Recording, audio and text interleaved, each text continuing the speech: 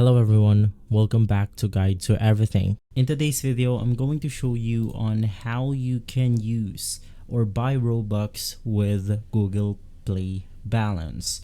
So the first thing that you want to do is to go ahead and navigate through your Roblox application right here. Click on the Roblox icon at the top of your screen, and basically inside you will be able to see the Robux menu. Now let's go ahead and say that I want to purchase this amount of Robux right here, which is going to be 30 pesos in my local currency. Now inside this page, the most important step is to go ahead and choose the Google Pay Balance option.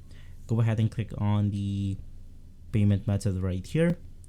Scroll down, and then you want to specifically look for the Google Pay Balance.